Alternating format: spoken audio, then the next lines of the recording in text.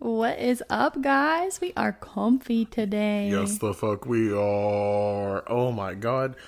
We are working on another setup because we can never figure out the best way for us. So I think the couches are the way to go. I'm kind of living for it, yeah. Yeah. We do want to touch on something before we get started on the episode. So we wanted to touch upon the fact that, as you noticed, we haven't really quite exactly stick to the plan with the smashing your ear holes with the lots of episodes. We are just going to start just releasing. It may not be on a schedule, but honestly, at this point... What is? Yeah, you have been through over 20 episodes with us. You know for fucking sure that we are never on a schedule. We are chaos. Sometimes you'll see us 5 times a week. Sometimes you'll see us 5 times a year. Like, that's what it feels like. Yeah. You know? So... There's some big changes going on. We had some job switches, and so things got a little psycho. So yes, and we all know when big things change in people's lives, they tend to fall off the regular schedule. So are you excited, Caitlin? I'm so excited. Now, this is my episode. Mm-hmm. I am excited about it. We are not talking about necessarily one case today. Also, is it crime? Is it reason? Because I don't know if it's a crime or it has a reason. Or both. I think it's void of both. Crime and reason. No crime, no reason. No crime, no reason? Yeah, it's wild. So today we are talking about people who seemingly vanished out of thin air. What? Like, literally, I'm talking like people who saw these people and then they were just not there anymore. Drink break. Not me and Caitlin both simultaneously just grabbing our fucking drinks to take a drink. Yes. We're not alcoholics, but alcohol we are. The wine is delicious. I'm not telling you what I'm drinking. For logo not sponsored. Dirty Peach. It is not Dirty P. Dirty Peach. So this is going to be a fun one. I have a few stories here that we're going to read through quickly. So I am going to go ahead and start off with our first story. Are you ready, Caitlin? I'm so ready. I don't think you understand the severity of these people going fucking missing. I'm anxious. It's literally not just people like going missing. It's people that like were just in my sight and then gone. Like it is as close as like me looking at you right now, me turning to see what that noise was and coming back and you being gone. Disappeared. Disappeared. So we are going to start out first with Martha Wright. In 1975, she was with her husband Jackson. They were driving from New York to New Jersey. Now, they were going through a tunnel. It was Lincoln Tunnel. And the couple ended up like pulling over to the side, you know. Mm-hmm. He was like, we need to skirt off a little bit because I can't fucking see a damn thing because their windows were starting to fog up. Oh, no. Because there was so much condensation. So Martha ended up going to the back windshield, and then Jackson, her husband, went to the front windshield, and they were wiping it off. And as soon as Jackson got done with his windshield, he, like, looked at the back of the car, and Martha was gone. That quick? That quick. Oh, my God. And this is probably, like, one of the, like, less quick cases. Like, yeah, it was wild. And so there wasn't literally anybody else in the tunnel. Like, they were in the middle of a tunnel. There was literally no way that another car could like have pulled over, grabbed her, and then taken off without. Could there have been other people in there that were just hanging out? No, that's what I said, when it was very unlikely that somebody could have come in without them knowing, or what been if around she had without just them like knowing. went to the other side of the tunnel to pee and he just left her? I'm sure at some point she would have showed up and been like, hey, I was taking a fucking piss. And I'm assuming, like, due to the fact that she didn't come to anyone and said, hey, I'm taking a fucking piss, there's probably a good chance that she just disappeared. Because there were no witnesses, and there is the idea that her husband may have killed her and lied about the whole thing, but there was never any sort of evidence showing like why he would have done it, how he would have been covering it up. Like nothing ever led to the body, and she was just gone. That's insane. Yep. So that is story number 1, and this is where we already are. I'm not live, laugh, loving for it. I could not imagine just having someone there and then gone and never knowing what happened to them. That's what's crazy about it is like every single story that I'm about to read you, it's just, we just don't know what happened to them. Like there's not even a trace. There's no evidence. There's no leads. It's just like, well, they're fucking gone. But that's why I'm intrigued by it. That's fair. Okay. And there's like one specific one, 2 specific ones that it's just like, what the fuck? Like, you're going to be like, where could these people have humanly possibly gone? The back rooms. I fucking hate the back rooms. Houston hates them so much. So we are now going to move to 1. Damien McKenzie. Damien was only 10 years old when he disappeared. Oh. Yes. So back in 1974, 1 year before Martha disappeared, he went to Victoria Falls for a camping trip. There were like 40 kids there. I don't know if it was like students or Boy Scouts or what it was. Anyway, but the group had gone to the top of the waterfall so that they could check everything out. And when they got to the top of it, they realized that Damien was just not around. So people searched high and low. They were literally looking everywhere. They ended up tracking some of Damien's like footsteps even on the side of the waterfall. But then the footsteps went so far and then just stopped. It was just like he like walked, stopped, footprints were gone. He was just like picked up from that spot. What even? Would you dare say aliens? Ooh, bears. That's one. That is one. So, but they just literally didn't see anything outside of that. Nobody saw anything crazy in the area. And the crazy part is that the canine dogs weren't even able to pick up any sort of scent out there by the falls. Okay, I hate that. Yep. And to this day, they never found them. All right, aliens. Yep. Because, I mean, a bear attack would have been, like, bloody. Right, yeah. I mean, it wasn't anything just like... I mean, he would have literally have had to have just been picked up. And they kind of described it as he was beamed up. We are going to move on to story number 3. We are really unpacking some stories here. There's a lot of stories, but they're all incredibly small because there's not a lot to know about them due to the fact that they just disappeared. So, we are moving on to Thelma Melton. In 1981, so the early 80s, 58-year-old Thelma Melton was hiking through some woods, some wooded areas. Mm-hmm. And do you know where these wooded areas were, Kaylin? Where? The Great Smoky Mountains. I love the Smoky Mountains. Me too. So we actually live relatively close to the mountains. Like it is a vacation spot for me and my family multiple times a year. 3-hour drive? It's more than 3 hours. Like 3.5, 4 hours? It's like 5. Really? Yeah. It never feels that long, I guess. Yeah. So it's about a 5-hour drive to the mountains from here. So we're relatively close. So we go there pretty often. We like the Gatlinburg, the Pigeon Forge. Gatlinburg Pigeon Forge, for sure. Mountains. Yes, we love it. So she was hiking in the mountain area. And something that I saw actually showed that she was close to Laurel Falls. Mm-hmm. And I fucking love Laurel Falls. You know, to be fairly honest, I'm not sure I've gone over there. Yeah, it'll be a must for the next trip. For sure, yeah. No, I fucking love Laurel Falls. One of my earliest memories that I have was us hiking to the top of Laurel Falls and my grandfather accidentally hitting our cooler and it falling off the waterfall. Oh yeah.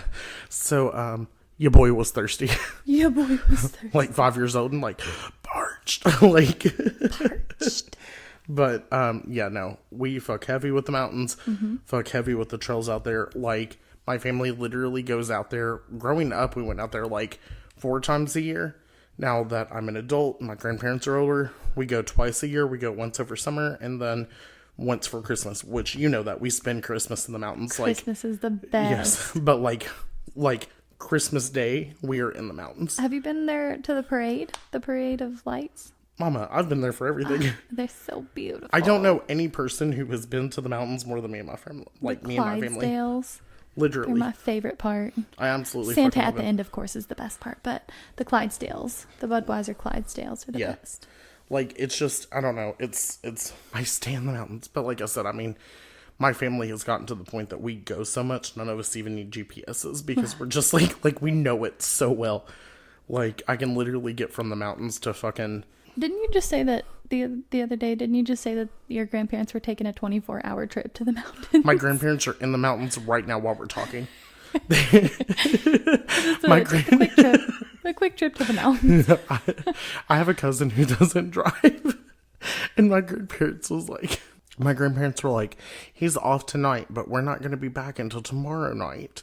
So will you please make sure that he gets to work? And I was like, yeah, I can stop by on my way to the theater and pick him up and take him. And I was like, where are you guys going? And they're like, we're going to the mountains for the night. And they literally will. Right. And then my grandmother's birthday was in July. And for their birthday, they started up there at like 6 o'clock in the morning, went up there, ate at Golden Corral, which the closest Golden Corral to us is like an hour. They drove, they ate Golden Corral, drove around like Cleeman's Dome, and just came back. Love the mountains. Yeah, so my grandparents go to the mountains like multiple times a year, but like my family, like as a family, like we go twice a year. We spend Christmas up there. That's where we open our gifts. Like it's it's a vibe. It's a big place for us, you know, and I love it. So come at me. But I go to the beach. It's a very like white country folk place to go. Like, it really is. I mean, they've got the Hatfields and the McCoys show, which I love. Love. They've got like, it's like an all-you-can-eat moment. Dolly Parton. Mm-hmm. Well, it's not the Dixie Stampede anymore. Ooh, it's just Stampede. It's just the Stampede. Right. Which, good on them for taking that initiative. Yeah. Anyway, so that is where Thelma, because we forgot what episode we were doing. We forgot that we weren't talking about vacation spots. You know. So Thelma Melton actually went missing while she was hiking there. And like I said, I think it was somewhere around like Laurel Falls. She was just a bit of the people that she was with, like literally just like forward just a little bit. And out of nowhere, they go around a bend. And as they go around that bend, her like friends came like directly behind that bend with her. She was gone. What? I was getting ready to ask you, like, was she alone? Like, it would make sense. She had friends with her. Yeah, but... like she was literally just like hiking. She turned a bend before they did. They came around that bend, and then she was just like not there anymore. All right, well, I'm not hiking the Smoky Mountains anymore. I will always like hike the Smoky Mountains. Now, they did say that Thelma did suffer from high blood pressure. Same. Me and Caitlin were literally checking our blood pressure before we started this episode. I'm getting mine under control. Yeah, we're there. We were just like having dinner at the table and just like, I wonder how my heart is pumping today.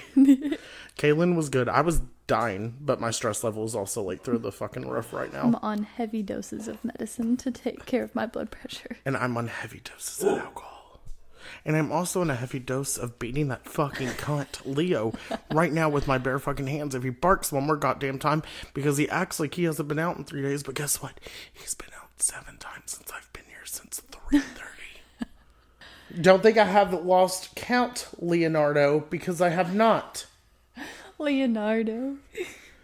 So, but she did suffer from high blood pressure, so they thought that maybe because of that, there was no way that she was like sprinting, you know? Yeah. They were like, there's no way that she was just like running off because like her blood pressure was high. And, or like, maybe not at the time, but she had like a blood pressure problem. Mm-hmm. And they never found a single like spot where she was. They never found her body. There was no trace of her. She was just like not there any longer. Sketched out. Yep. We're only on story 3 and they keep getting more intense. They do. You did that on purpose. Yeah, that's what I'm here for. Now, actually, maybe I should have started with this one because this one isn't as intense as the other one. However, there were a lot more witnesses. Wouldn't I? Whitney. Whitney. So we are going to be talking about one James Tedford. Tedford. It just feels so fancy. I have to talk in a fake British accent. But yeah, no, it feels very posh, you know, Yeah. very, very fancy.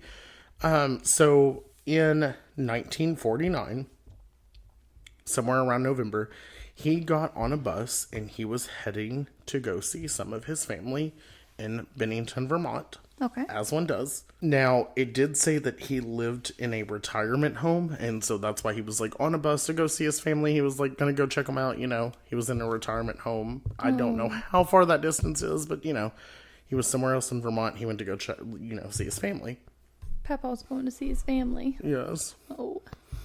Love him. Now, it does need to be noted that he was sleeping in the seat that he was sitting in after the stop right before Bennington. So the last stop before he would have had to have gotten off, he was sleeping.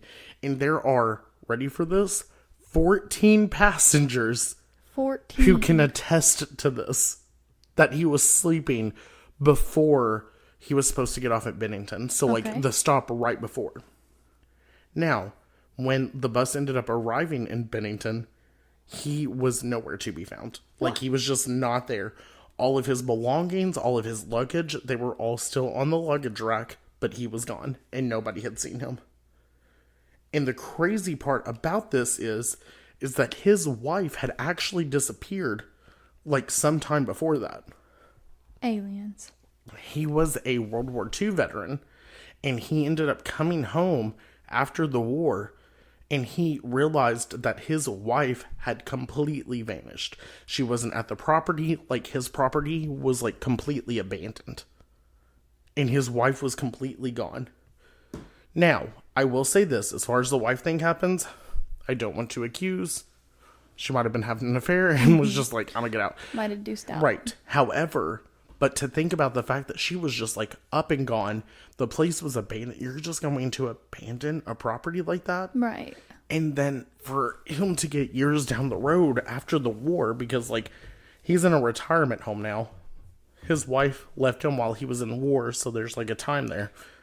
And he was literally seen on the bus by 14 other people. At the very next stop. Right, before. like the stop right before he had to get off, and he was just gone. Just gone. What? Yep. What? So we're going to go ahead and move on because they just keep getting crazier. And these last three are the craziest. Oh boy. I will say this, that the one that I'm about to read you is probably the most tame of the three. But just know that these last three are like, what the fuck happened? So now we are going to move on to Owen Parfit. Looks like parfait. So Owen, who lived in an English town, was unable to walk. He ended up having some sort of disease that kept him from walking. And this was in the 1700s, okay? And his sister lived with him and made sure that everything was fine and helped him, like, get around everywhere even. That's precious. Well, one day, Owen was out on the porch with the help of his sister. And he was literally sitting right outside the door. So, like, I mean, it was literally like, walk outside, he's there. Bam, he's there. And that's where he was known to always sit. Now, his sister ended up coming over to move him after she had, like, walked inside to do something. She came out to move him. And the only thing that she found in that chair was a coat that he had had. Like, he was using a coat to, like, keep himself warm. Right. And that was the only thing there. And she thought maybe, for some reason, that a neighbor had walked up and been like, hey, I'm gonna move him. He needs to be moved. Which, Let like, me help you move, yeah. don't fucking touch somebody that's not yours. Right. Don't touch somebody that's not yours. But, I think that it's weird that, you know, her first thought went to the neighbor. But, I mean, in that time, like, what else is she gonna think? Yeah. She had, like, looked around and literally couldn't find him anywhere. Every single neighbor around was like, we swear to God, we didn't just come over there and move your brother, you know? And at that point, nobody had ever seen him again. He was unable to move. He was unable to get around. And he was literally just pulled out of thin air. Moral of the story here is to make sure that you don't take your eyes off your brother, apparently. Apparently. But yeah, no, it's fucking crazy. Like, where could he have gone? Right. Except where? nowhere. Right. So... Alien. I'm officially convinced it's aliens. I'm convinced that most of these are fucking aliens. All yes. of them. Wait until you hear the last two. Oh boy. These are the two where, like, imagine looking at somebody and them disintegrating into air. Looking at the like they watched with their eyes. This is the next two cases. Oh no. Okay, so we are going to move on to the last two stories, which just they boggle my fucking mind, okay? I like the way you just laughed. Because I'm so fucking concerned. Like, these are just, these are wild. So we are going to be talking about are you ready for it? Mm-hmm. A James Wilson. Warson? Yes. Warson. War. Like W-O-R. Son. Warson. And he is from Leamington Spa, England. Now, he worked as a shoemaker, and he was pretty athletic. He kept himself in shape. And this was in the late 1800s. So, on one fine day in 1873, he ended up making a bet with some of his friends that he could run from Leamington Spa to Coventry. Uh-huh. Non-stop. No break, which it was a 16-mile trek. He thought he was going to go for 16 miles without stopping. I can't go for 1 mile. I can't go for 1 foot. 1 foot. But also, do you know what I really took away from this story? Coventry. That's the kingdom that the Twitches are from. Really? Yeah. And Twitches too with Tia and Tamara. Yes. Yeah, they're from Coventry in that movie. But, which Coventry is a different dimension. This Coventry is a different town, but after the story, it might be a different dimension. Mm-hmm. So, he started to run. He was like, fuck yeah, I got this. Like, try and stop me, which... Here we go. I know good and damn well I couldn't be able to run that, but if I made that bet, I'm gonna fucking try, you know? Now, his friends ended up following him in some sort of carriage. I mean, it was the 1800s, so they were definitely following him in a carriage. But they ended up following behind him in a horse-drawn carriage just to make sure that, like, he wasn't trying to lie. You know, they wanted to, make sure that the bet went through. Yeah. Now, as they were following him, they saw him trip over, like, a rock or something that was in the road, and he fell forward. Are you ready for this? I don't think I'm ready. He never hit the ground. What? He literally fell forward and completely evaporated into the air. What even? And they just never saw him again. Okay, so, like, this one's not aliens, but I'm thinking ghost. No, I'm still thinking aliens. Why? Do you think that if aliens came down here and tried to abduct our ass, we were going to be able to see, like, whatever it was that they were using to pull our asses into their spaceship? But he didn't go up, he went down. Well, he went down because he fell. Right. That doesn't mean he didn't get picked up before he hit the ground. I think it's aliens. It's got to be, right? I think they had a ghost friend. I that think never actually existed. that anything but human life is what happened here. Like, Definitely. yes. So, but yeah, he just ended up tripping, falling, never hit the ground. Now, obviously, their friends were like, what the fuck did we just see? What? I would have been like, I'm too drunk, take me home. They're like, Houston, you haven't drunk in like 2 days. And I'm going to be like, first off, that's a lie. I never go more than 1 day without drinking. Number two, take me home. I'm drunk. But they ended up looking literally everywhere for him. And they were like, we're going to still look even though he literally just vanished. Right in front of because their he's got to eyes. be somewhere. Yeah. But no. Now, no matter how hard that they actually looked, they obviously didn't find him.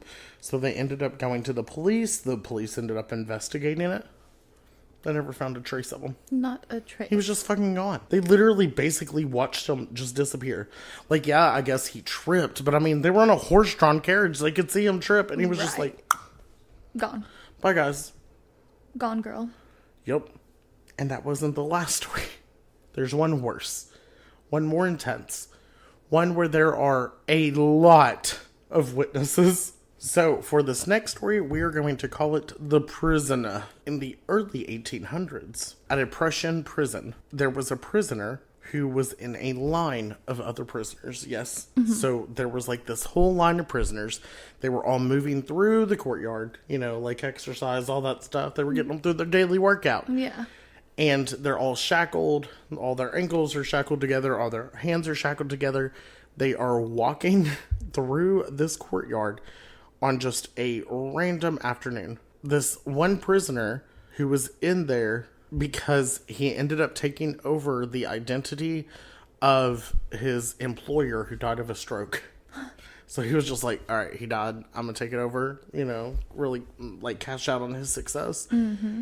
He was in there chained with all of these other prisoners. And as they were walking through, out of nowhere, he began to just kind of fade away. And this is a line of prisoners. No way. This is a line of prisoners who all watched us plus all the guards. And he just like started to just like dissipate. Was literally just like evaporating.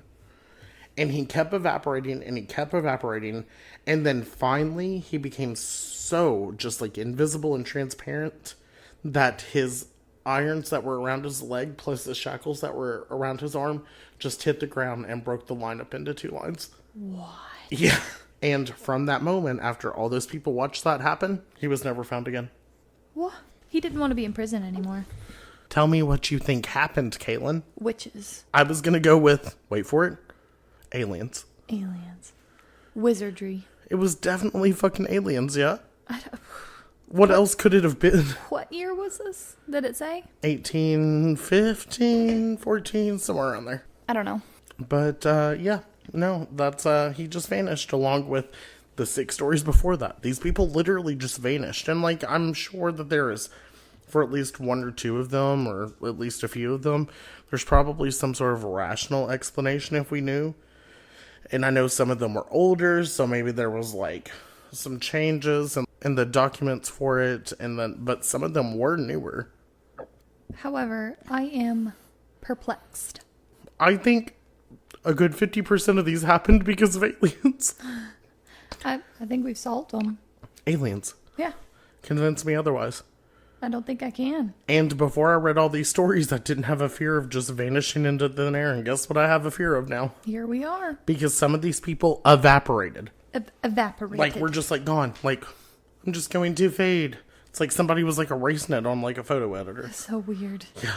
But, that is 7 weird, crazy stories about people literally vanishing into thin air, into nothing. 2 of them which disappeared right in front of people's eyes. In front of people's eyes. Hate that. Yep. So, how'd you like that one? Unlocked a new fear. Yep. It was fun. It was a fun episode. I really enjoyed going through all of those, like, finding them and just kind of being like, okay, what was going on? And it was really, really weird because, like, I started coming up with this idea. I had heard, like, one video do, like, a couple that were actually on this list. And I was like, I want to do this. And I started researching it. These were some crazy, crazy cases. Yeah, I don't understand. It's just like, boom, they were gone. Like, literally. Like, some of them, I guess, again, could be explained away. But, like, I mean, there are some that have, like, there's a possibility of a rational explanation, but then others that it's like, what? Right. What? And that's kind of what drew me to these. I was just like, I've got to do them. I've got to find as many of these of people who just literally virtually vanished into thin air and do it. I'm here for it. I really hope that you guys enjoyed that episode. And hopefully we'll have some more weird, spooky shit that's close to that coming up forward. We actually do have a lot of weird, spooky shit coming up forward. A lot of fun, weird, spooky shit. So make sure, if you guys don't care, that you check us out on all of our social medias at CrimeOrReason. We also hit up our Gmail at CrimeOrReason@gmail.com. We also have some merch if you all want to go check it out. The links are in our link tree. We love them very much and are living for them. And make sure also that you were leaving us likes, reviews, comments, all of that stuff. Engage with us in every chance that you can. Please because do. We want to know how good and or bad we are doing. We love all of our listeners and we want to hear from you. And we hope that you stay safe. We hope that you stay healthy. And that you stay criminal. Bye, guys. Bye.